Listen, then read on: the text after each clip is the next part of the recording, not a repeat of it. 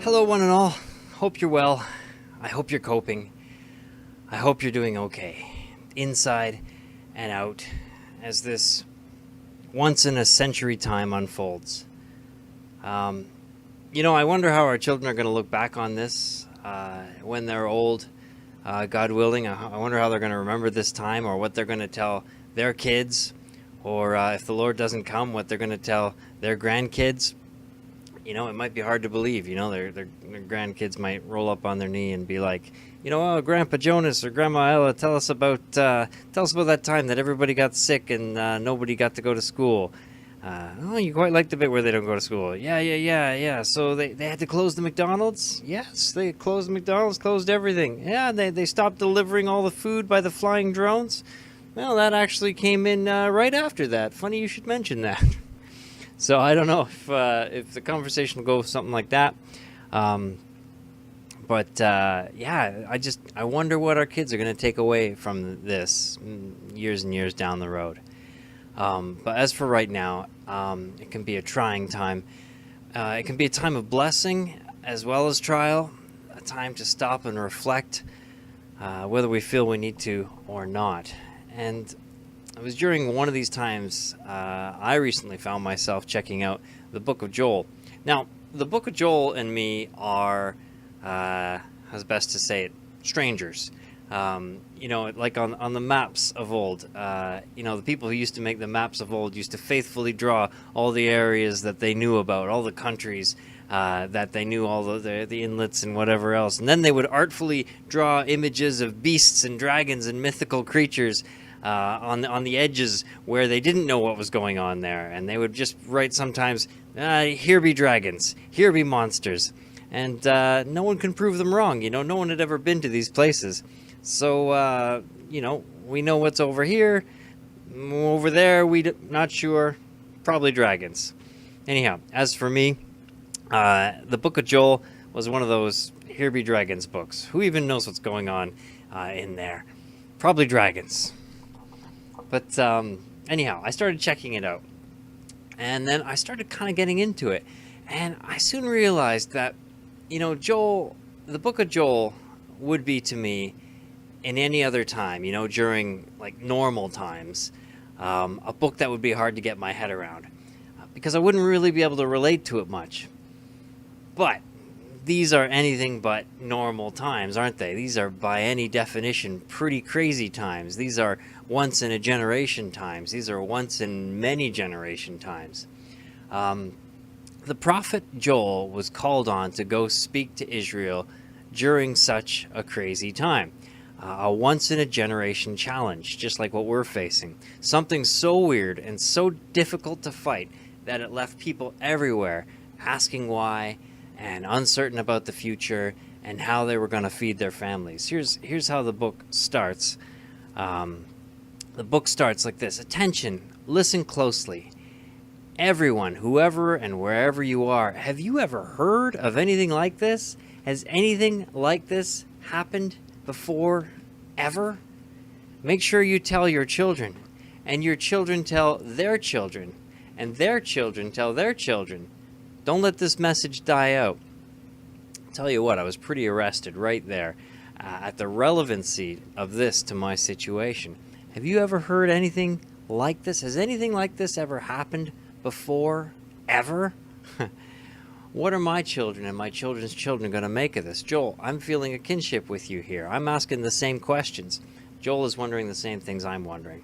So, okay, is that enough suspense? Do you want to know what crisis he was talking about? Israel was at its wit's end because it was absolutely ravaged by locusts. What are locusts? Okay, locusts are like huge grasshoppers. They are like grasshoppers, but the size of like small hot dogs. How big? Well, this chap here is, you can see he's got big, thick blue gloves on, and it looks still pretty big there. But here's the thing. It's not that they're big. It's because they don't just come as one. They come in absolute swarms, and sometimes so bad they darken the skies and absolutely everything in sight. They turn a field growing grain into nothing, and then the storehouses into nothing, and then the seeds for next year's planting, nothing. They just eat them. In fact, right now, here's a picture from Pakistan this year, where they are experiencing one of the worst swarms in decades. It was surprisingly relevant, the actual locust part, as well as the corona part. Pakistan, India, the Middle East is experiencing one of the worst locust swarms. And this was a picture taken not long ago. Imagine looking up and seeing that. And this is in the country, like the sign says there. But and it's not uncommon for locusts to attack in the country. But the swarm is so bad this year that it's coming right into the city. And look at that. Look at, oh man, doesn't that give you a no feeling just thinking about it? Look at those beasties. So I'll tell you what, here's a nice thing I can do with this format of presentation that we have. I can bring in some news footage that I found. This is just from right now, and oh my giddy aunt, look at those guys. This is flying in central and northern India, and oh, I get such a no feeling just looking at that. Ooh. Now, see, look how many of those are all over the field. Now, it's not, don't worry, kid. If you're young and you're watching this and you're kind of scared, look at that. It looks like you're looking at the bugs up at the camp. They don't bite, they don't hurt people at all, and they're not even unsanitary or spread bacteria or disease. They're just incredibly greedy, and they eat everything. And you can see this guy here, he's banging pots to get rid of them. I don't know if you can hear that audio on this, but that's as good as it gets. You can like bang pots, you can try putting out some herbicide, but it is, there they are, they're trying to spray the crops and whatnot. But anyhow, it is really, really, really hard to get rid of them once they get into a big swarm, and every few decades they get into a huge swarm.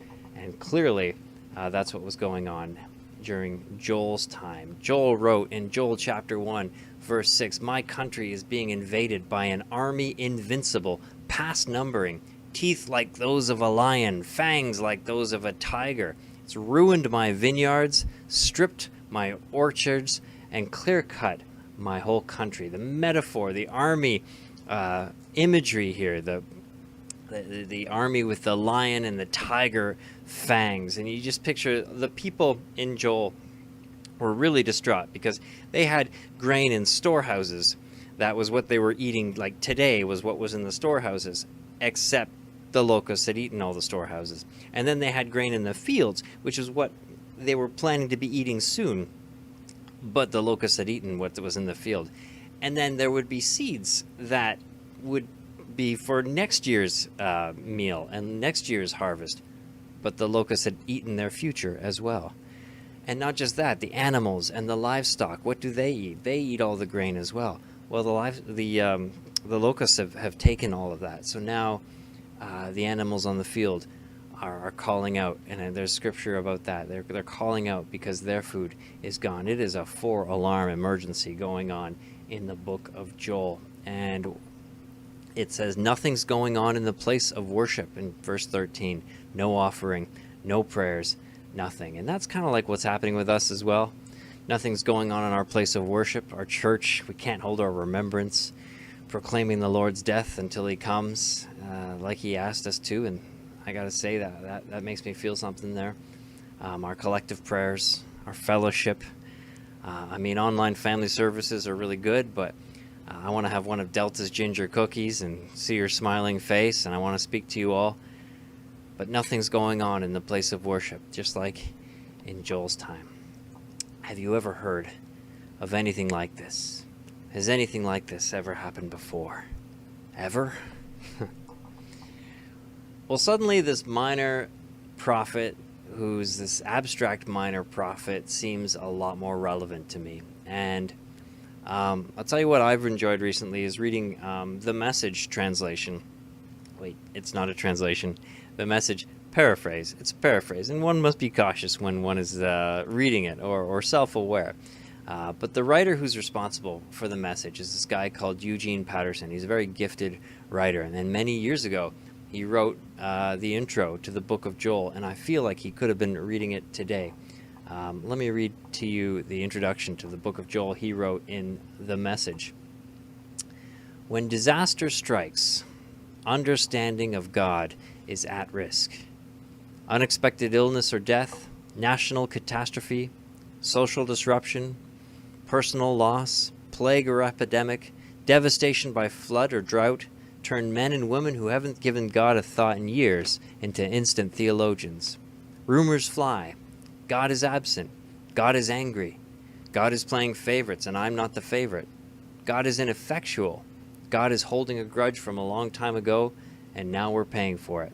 It is the task of God-guided men and women to stand up in such moments of catastrophe and clarify who God is and how he acts, to call the people to an immediate awareness that there wasn't a day or a second that went by that we weren't dealing with God. We were always dealing with God. Now, here's the kind of key part I want us to key into. There is a sense in which catastrophe doesn't introduce anything new to our lives. It simply exposes the moral or spiritual reality that already exists but was hidden beneath an overlay of routine, preoccupation, and business as usual. Wow, I gotta say, I like that, especially the end there. There is a sense in which catastrophe doesn't introduce anything new to our lives. It simply exposes the moral or spiritual reality that already exists but was hidden beneath an overlay of routine, preoccupation, and business as usual. The second part's been on my mind a lot because business as usual and routine, well, they've been put on pause for a while now. And what has it exposed? I mean, these times have had a lot of challenge. And that's just for day-to-day stuff, never mind over and above big life events, which we've been remembering recently. But on the other side, the opportunity of self-reflection is extremely rare. It's a once-in-a-lifetime opportunity almost. The opportunity to be able to look to God and rely on him and remember he's good. Business as usual is on pause. You know, a couple times Charlotte and I have talked about this or that and said, I don't want to go back to this, or I don't want to go back to that we did before, this routine that we fell into before, these activities that built up that we were doing before. This is the time to make the new routine, to think about the new business as usual, and one that doesn't just cover up the reality that's now exposed, but that honors it. A new business as usual that doesn't happen by accident or by default or by obligation, but with deliberate choice, with intentionality. That's a word, right? Intentionality. So here's a question. When this is over, what do you not want to go back to doing? And on the flip side, when this is over, what do you want to keep doing that you're doing now that you weren't doing before? Charlotte and I have found a number of things on both sides of that coin. Even now, declares the Lord. This is Joel chapter 2. Return to me with all your heart. Rend your heart, not your garments. Return to the Lord your God, for he is gracious and compassionate. Now, in the middle of this book, with the crisis of the locusts, God calls Israel to return to him. And here's the funny thing about the book of Joel. Unlike other times when Israel faces some kind of judgment, we aren't told exactly what they did. No big idolatry or going against a commandment in a shocking way. I mean, maybe they did, but it wasn't written about what they did. Or maybe it wasn't such a big, drastic step away from God. Maybe it was more of a slow, barely noticeable drift hidden under routine and business as usual. But they are called on to return to God. Return to me with all your heart. Rend not your garments. Now, you know the old trend that we read sometimes in the Bible, ripping your clothes to show that you're sorry, or that you're greatly affected by something. When Jesus said he was the Son of God, there was a lot of clothes ripping by the holy men who were listening to him. And you can imagine them making quite a drama about it. Well, God isn't interested in drama, the show. He's saying, don't rip open your clothes. Open your very heart. I'm reminded of when I was young, and you do something bad to your sister or whatever, and you're made to say sorry, and you do it in a very token way. Sorry, and then your parents say, no, you just say it like properly, and then you have to give a better performance of someone who is sorry. Maybe not Oscar material, but a better performance than the first time. Open up your heart, God says. Leave the dramatic shows behind, because God knows your heart. Now, God stopped Israel with this moment. He put it on pause and said, return to me. Business as usual is gone. Look to me. Return to me with all your heart. Now, David, changing topics slightly, but not so much, David was a guy who was at his best when he had these great challenges. But when life was business as usual, that's when he was always at his most vulnerable. It was always when things were routine and business as usual, he would make his worst choices. And after making some very bad choices, he repented very faithfully, opened his heart, not his garments. And he wrote this in Psalm 51, restore to me the joy of your salvation and grant me a willing spirit. Or in the contemporary English version, make me as happy as you did when you saved me. Make me want to obey. Maybe you're like David and you thrive on challenge. And business as usual or routine, maybe that can make you feel like a passenger at times. I think it can do that for everybody. But I think this is something we can all pray. Restore that joy of salvation, that feeling that we had when our hair was still wet when we first got baptized. Restore unto me that wet hair feeling. If I was to write a paraphrase, that's what it might sound like. Okay. I would encourage you to pray that. I would encourage us all to pray that. I would encourage you to be deliberate about the new normal that you're going to build when all of this is over. Be deliberate. Be intentional.